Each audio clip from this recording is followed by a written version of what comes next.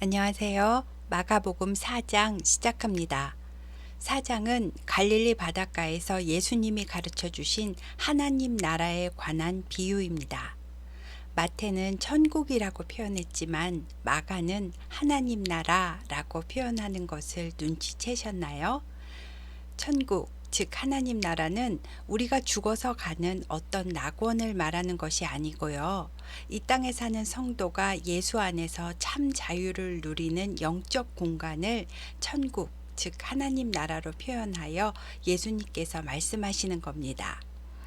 마태복음에는 더 자세히 나와 있지만 마가복음에 나온 하나님 나라의 씨 뿌리는 비유를 풀어서 요약해 보면 씨 뿌리는 자가 즉 예수님이 말씀의 씨를 이 땅에 뿌리십니다. 그런데 씨를 흩뿌리니까 그 말씀의 씨가 여기저기 날아가며 땅에 떨어지는데 그 땅은 성도의 심령입니다. 성도의 심령은 네 가지 땅으로 구분하여 표현하셨는데요. 첫 번째, 길가에 떨어진 씨는 흙이 단단하여 싹이 나지 않으니까 새가 날아와서 씨를 주워 먹습니다. 이것은 말씀을 들어도 아무것도 깨닫지 못하는 자를 말합니다. 두 번째, 흙이 얕은 돌밭에 떨어진 씨는 흙이 조금 있기는 해서 싹은 나는데 흙 밑에는 석회 한 반이 있어서 싹이 뿌리를 내리지 못하기 때문에 해가 쨍하고 비추면 금방 말라버립니다. 이것은 말씀을 듣고 즉시 기쁨으로 받기는 하는데 속에 뿌리가 없기 때문에 잠깐은 믿는 자처럼 살지만 말씀으로 인하여 환난이나 박해가 일어나면 곧바로 넘어지는 자를 말합니다. 세 번째, 가시떨기에 떨어진 씨는 싹도 나고 뿌리도 내리는데 가시 덩굴이 위를 막고 있기 때문에 결국에는 제대로 자라지 못하고 열매도 맺지 못합니다. 이 가시덤불은 세상 염려와 재물의 유혹과 기타 욕심이라고 예수님께서 설명해 주셨는데요. 이런 것들이 내 생각을 꽉 채우고 있으면 겉으로는 신앙생활을 잘하는 것처럼 보여도 말씀이 그 세상 염려와 재물의 유혹과 욕심의 기운에 막혀서 결국에는 말씀의 열매는 맺지 못한다고 하셨습니다. 네 번째, 씨가 좋은 땅에 뿌려지면 잘 자라고 무성하여 결실하는데 30배나 60배나 100배가 되었다라고 하십니다. 이렇게 말씀의 씨는 좋은 땅에서만 자라나서 결실할 수 있다라고 하신 건데요. 30배, 60배, 100배의 결실은 돈을 그렇게 많이 벌게 된다는 뜻이 아니고요. 경건한 삶의 열매와 말씀의 열매, 즉 영적인 열매를 말하는 것입니다. 나의 마음밭은 과연 열매를 맺을 수 있는 밭인지 한번 생각해 보셨으면 좋겠습니다. 또 21절부터는 마가복음에 나오는 비유인데요. 예수님이 사람들이 등불을 가져오면 그것을 어디에다 두니? 말 아래나 평상 아래에다 두니? 아니지. 등경 위에다 두잖아. 드러내려 하지 않고는 숨긴 것이 없고 나타내려 하지 않고는 감추인 것이 없느니라. 들을 귀 있는 자는 들으라 라고 하십니다. 여기서 등불은 예수님 자신을 나타내고요. 말이라는 것은 곡식을 셀 때 담는 돛박 같은 사각형 그릇을 말하고 평상은 침상을 말합니다. 등불을 집안에 가져올 때는 등경 위에다 올려놓고 집안을 환하게 밝히는 것처럼 예수 그리스도와 그의 복음의 빛을 받았으면 그것을 잘 안 보이는 데다 두고 감추는 것이 아니라 그 빛을 나타내는 삶을 살아야 하지 않느냐. 예수님의 빛은 감춘다고 감춰지는 것이 아니다. 지금은 잘 모르겠지만 언젠가는 그 복음의 원리가 환하게 드러나는 날이 올 것이다 라고 하신 겁니다. 이어서 너희가 무엇을 듣는가 스스로 삼가라. 너희의 헤아리는 그 헤아림으로 너희가 헤아림을 받을 것이며 더 받으리니 있는 자는 받을 것이요 없는 자는 그 있는 것까지도 빼앗기리라 라고 하셨는데요. 예수님이 하시는 말씀을 그것이 무슨 말씀인지 잘 생각하고 귀담아 들어서 깨달으라는 말씀이고요. 말씀의 의미를 잘 새기고 헤아리는 사람은 더 많은 복음의 비밀들을 깨닫게 될 것이다 라는 뜻입니다.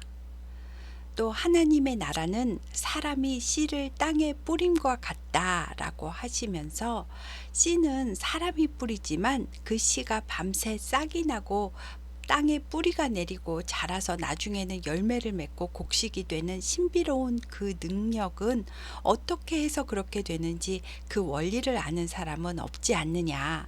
하지만 사람이 자고 깨는 사이에도 곡식은 자라나고 열매 맺어 있게 되고 때가 되면 낫을 가져다 그 곡식을 추수하는 것처럼 하나님의 나라는 우리가 씨라면 우리를 추수하는 날이 반드시 온다는 것을 알아야 하고, 우리가 하나님 나라를 위해 복음의 씨를 뿌린 사람이라면 그 뿌린 복음이 확장되게 하고 하나님 나라를 완성시키시는 분은 오직 하나님이시라는 것을 알아야 한다라고 하셨습니다. 그리고 이 하나님 나라는 아주 작은 겨자씨 한 알이 땅에 심기운 것 같이 처음에는 미비한 점과 같지만 자라나면 모든 풀보다 커져서 큰 가지를 내어 새들이 날아와 깃들일 만큼 확장성이 있고 그 작은 씨앗 속에도 크게 나타낼 능력이 들어있다라고 하셨습니다.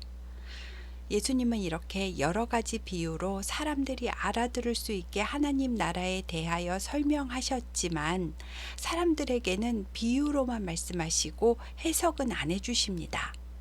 하지만 사람들이 없을 때 제자들에게는 모든 것을 해석해 주셨답니다. 그리고 날이 저물었고 예수님이 강 건너편으로 건너가자고 하셔서 제자들은 배를 띄웠는데요. 큰 광풍이 일어나며 물결이 배에 부딪혀 들어와서 물이 배에 가득하게 되었답니다. 갈릴리 호수는 여름에는 낮과 밤의 기온 차이가 많이 나서 밤에는 돌풍이 불고 높이 3m의 파도가 일기도 한답니다. 그런데도 예수님은 고물에서 베개를 베고 주무십니다. 고물은 배의 뒤쪽 부분을 말하고요. 배의 앞쪽 부분은 이물이라고 합니다. 제자들은 예수님을 깨우면서 선생님이여, 우리가 죽게 된 것을 돌보시지 아니하시나이까? 라고 합니다.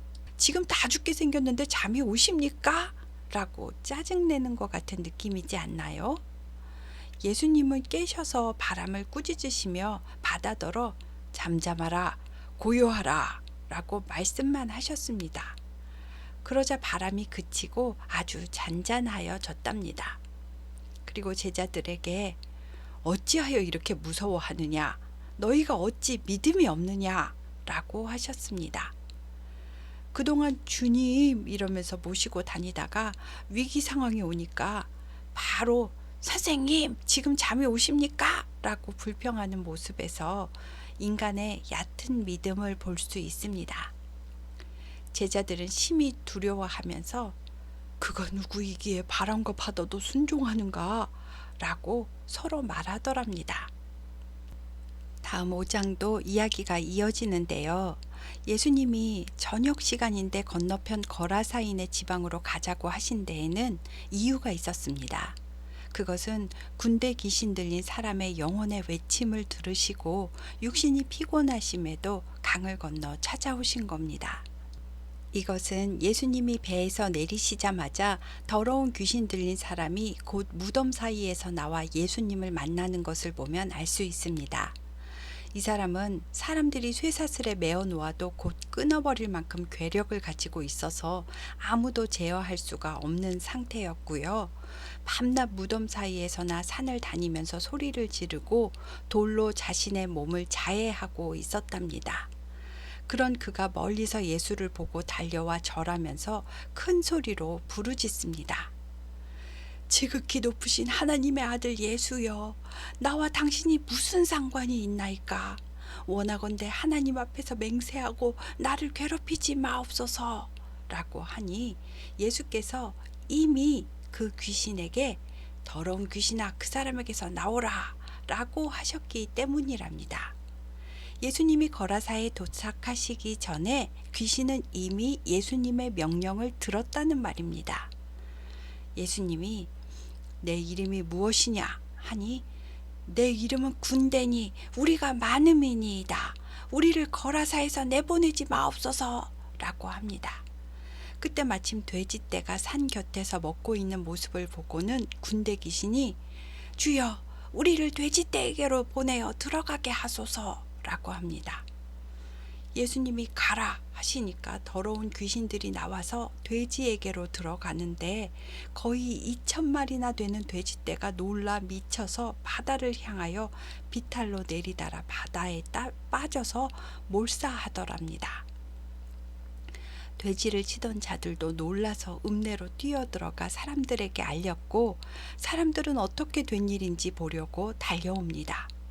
그런데 이미 군대 귀신 들렸던 자는 정신이 온전해져서 얌전히 앉아 있습니다. 이것을 목격한 사람들이 예수님이 말씀으로 귀신을 쫓아준 것과 그 귀신들이 돼지에게 들어가자 돼지들이 미쳐 달리다가 굴러 바다에 빠진 것을 다시 설명해 줍니다. 이 말을 들은 사람들은 두려운 마음이 들어서 예수님께 그 지방에서 떠나달라고 간구하더랍니다.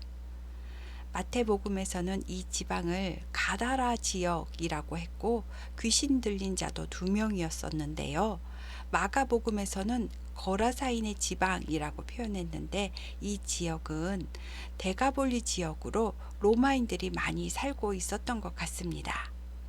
왜냐하면 돼지는 부정한 짐승이라서 유대인들은 돼지고기를 먹지 않기 때문에 유대인 거주 지역에서는 돼지를 키우지 않았습니다. 아마도 이 돼지들은 이방신에게 제사하기 위해서나 로마인들이 먹기 위해서 키우는 돼지였을 겁니다. 사람들이 나가달라고 하니까요. 예수님은 바로 다시 배에 오르셨는데요. 귀신 들렸던 사람이 자기도 데려가달라고 합니다. 하지만 예수님은 허락하지 않으시고 집으로 돌아가서 주께서 너에게 어떻게 큰 일을 행하셨는지 알리고 너를 불쌍히 여기사 은혜 베푸신 것을 내 가족에게 알리라 라고 하셨습니다. 군대 귀신 들렸던 자는 예수님의 말씀대로 온 데가볼리 지역에 자기의 일을 전파했고 모든 사람이 놀랍게 여겼답니다. 이렇게 구원받은 한 사람으로 인하여 이방인 거주 지역에도 복음의 말씀이 퍼지게 되었습니다. 예수님은 다시 배를 타시고 건너편으로 가셨는데 제대로 쉬지도 주무시지도 못해서 엄청 피곤하셨을 겁니다. 그런데 사람들은 이미 바닷가에 모여 있습니다. 그 중에 회당장 중에 한 명인 야이로라는 사람이 예수님을 보자마자 발 아래 엎드려 내 어린 딸이 죽게 되었사오니 오셔서 그 위에 손을 얹으사 그로 구원을 받아 살게 하소서 라고 간곡하게 애원합니다. 그래서 예수님이 야이로를 따라 그의 집으로 가시는데 사람들이 그 뒤를 따라가면서 예수님을 애워싸고 이리저리 밀칩니다.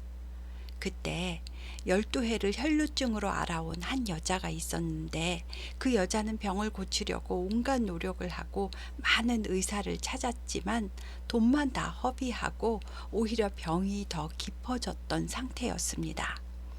그런데 예수의 소문을 듣고 무리 가운데 끼어 있다가 예수님이 지나가실 때 뒤로 와서 얼른 예수님의 옷에 손을 댔습니다. 그 여자의 마음에는 내가 그 옷자락만 만져도 구원을 받을 것이다 라는 믿음이 있었답니다. 그 여자는 옷을 만지자마자 곧 혈루 근원이 말랐고 병이 나은 것이 느껴졌습니다. 예수님은 그 순간 자기에게서 능력이 나간 것을 아시고 누가 내 옷에 손을 대었냐고 물으십니다. 옷에 능력이 있는 것이 아닙니다. 다른 사람들은 예수님의 옷을 잡고 밀치고 해도 병이 낫지 않았습니다. 제자들은 아니 지금 이렇게 애워싸여 있는데 그런 걸 물으시냐고 짜증 섞인 대답을 합니다. 예수님이 사람들을 둘러보실 때에 여자가 나와 두려워 떨면서 자기에게 이루어진 일들을 말했습니다. 예수님께서 딸아, 내 믿음이 너를 구원하였으니 평안히 가라. 내 병에서 놓여 건강할지어다. 라고 말씀해 주십니다. 그 여인이 그냥 몰래 집으로 갔더라면 어쩌면 그의 마음은 평안하지 않았을지 모릅니다.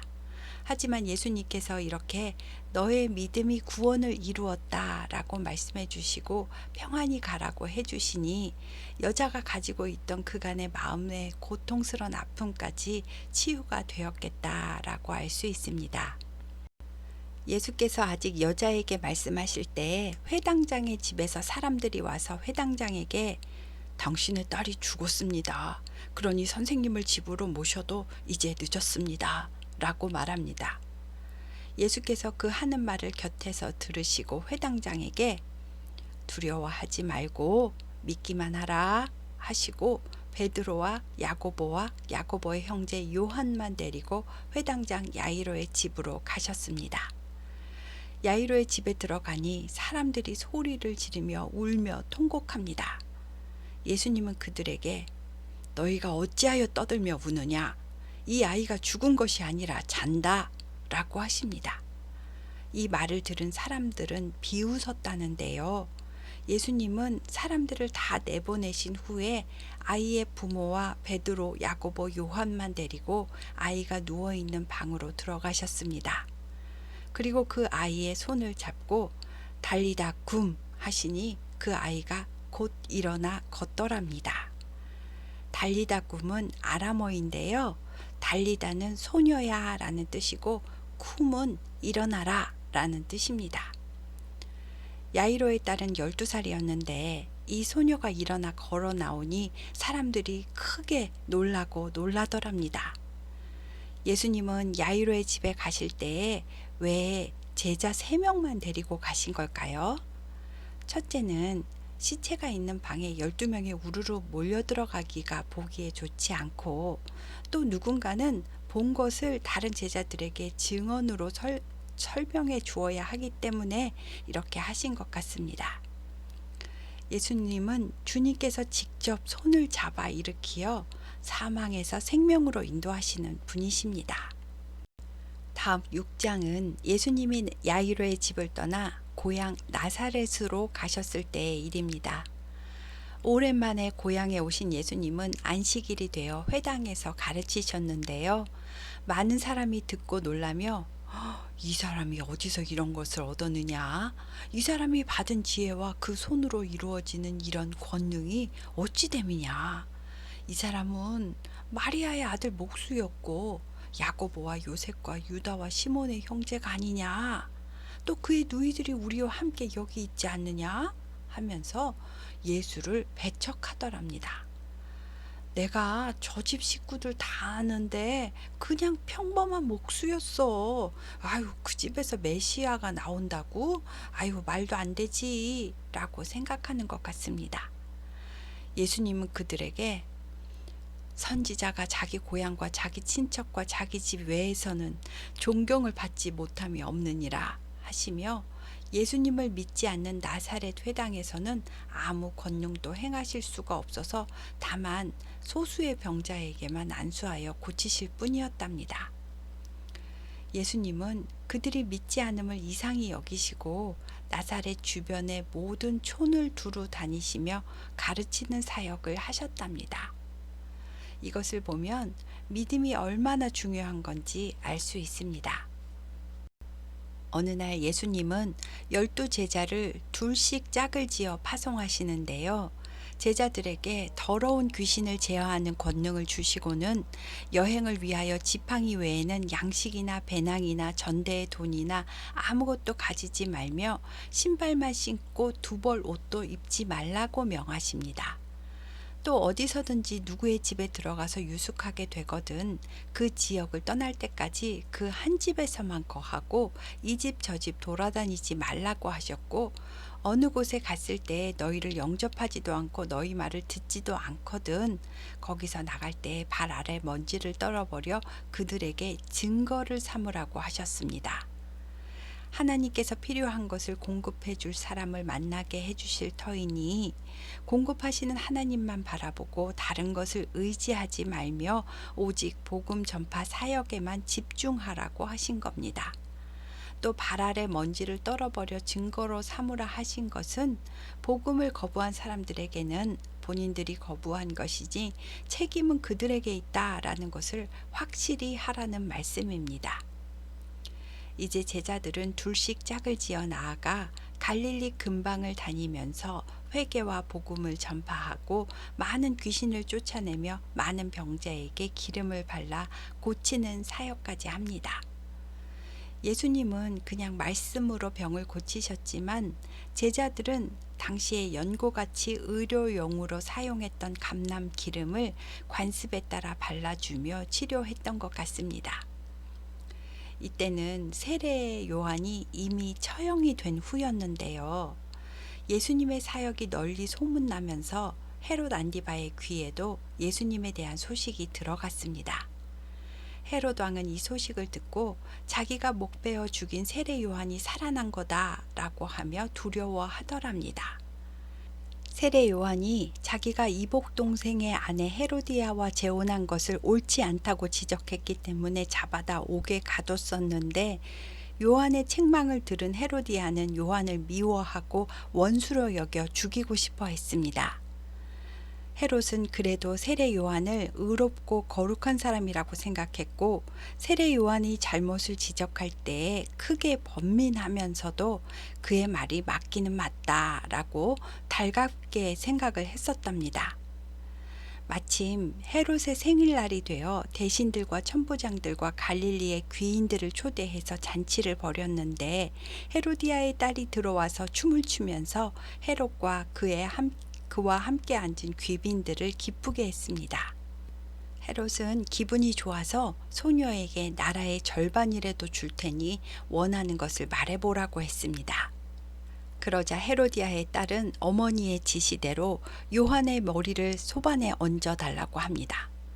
헤롯 왕은 아차 싶었습니다. 헤로디아의 지시라는 것을 눈치챘지만 자기가 손님들 앞에서 무조건 다 주겠다고 맹세한 말 때문에 할 수 없이 세례 요한을 옥에서 죽여 머리를 소반에 가져오게 했습니다. 그리고 소녀는 그것을 어머니 헤로디아에게 가져다 주었습니다. 요한의 제자들은 요한의 소식을 듣고 와서 요한의 시체를 가져다가 장사했답니다.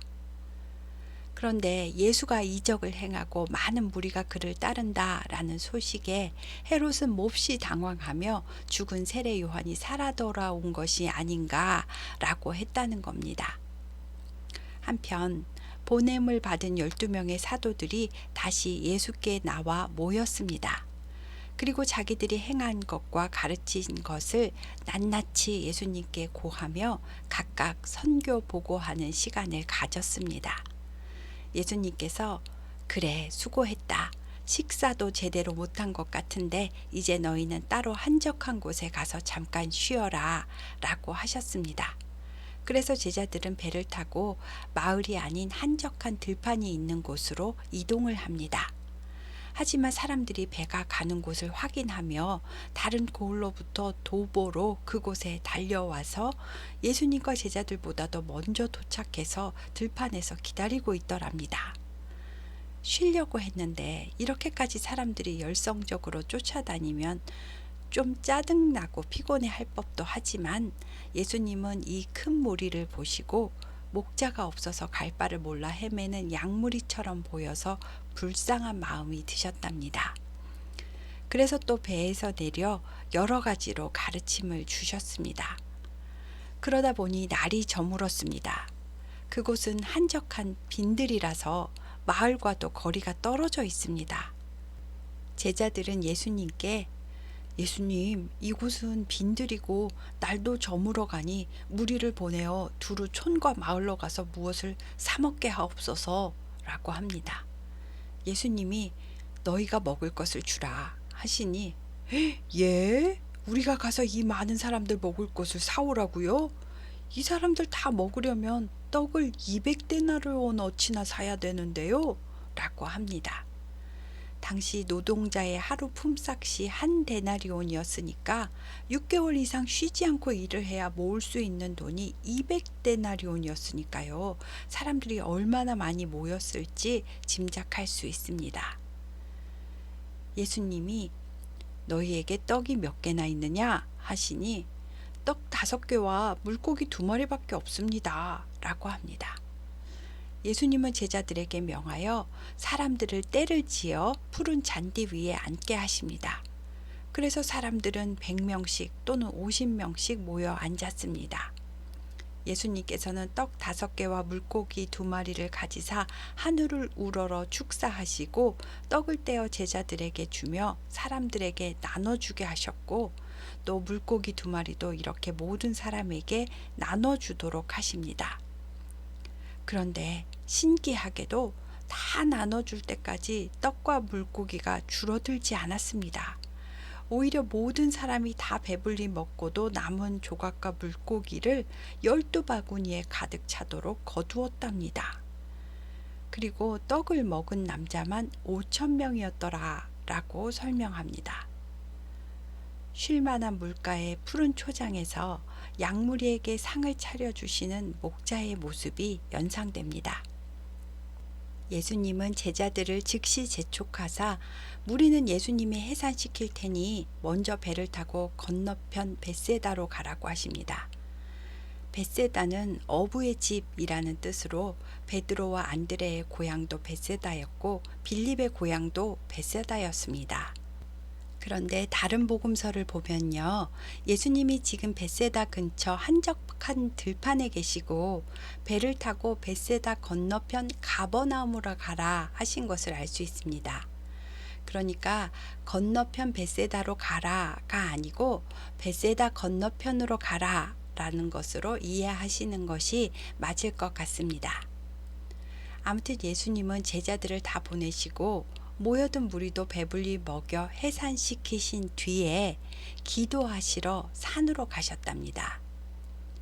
세례 요한도 순교했고 예수님의 마음에 깊은 고독감이 찾아오지 않았을까라는 생각도 들지만 예수님은 하나님 아버지와 속 깊은 영적 교제를 통하여 모든 인간적인 어려움을 극복하셨다고 생각됩니다. 한편 갈릴리 바다에는 제자들이 가는 방향과 바람이 반대로 불었기 때문에 제자들은 힘겹게 노를 저으면서 조금씩 앞으로 나아갑니다. 예수님께서 이 모습을 보시고 밤 4경쯤에 그러니까 새벽 3시에서 6시 사이에 바다 위로 걸어서 제자들에게 오십니다. 제자들은 유령인 줄 알고 놀라 소리를 지르니까 예수님이 안심하라, 내니 두려워하지 말라 하셨고 예수님이 배에 오르시니 바람이 그쳤답니다. 제자들은 오병이어의 기적을 직접 체험했으면서도 예수님이 누구이신지 금방 잊어버리고 마음이 둔하여져서 무리를 걸어오시고 바람을 잔잔케 하신 일에 대하여 심히 놀라더랍니다. 그리고 마가는 베드로의 통역관답게 베드로가 무리를 걸어보려다가 바다에 빠진 이야기는 굳이 여기서 하지 않고 있음을 알 수 있습니다. 배는 이제 게네사렛 땅에 도착했습니다. 가버나움으로 가려다가 바람에 밀려서 게네사렛에 도착한 것 같습니다. 예수님과 제자들이 배에서 내리니 사람들이 다시 몰려옵니다. 그리고 병든 사람의 가족이나 친구들은 병든 자를 침상채로 메고 나옵니다. 또 사람들은 예수님이 들어가시는 마을마다 길에다 병자들을 데려다 놓고 예수님이 지나가실 때에 그의 옷자락만이라도 만지게 해달라고 간청을 했으며 그렇게 옷자락이라도 만진 사람은 다 나았다라고 하며 6장이 끝납니다. 다시 말씀드리지만 옷자락의 능력이 있는 것이 아닙니다. 간절하고 갈급한 그 믿음에 대한 응답이라는 것을 기억하셨으면 좋겠습니다. 오늘은 4장부터 6장까지 했습니다. 감사합니다.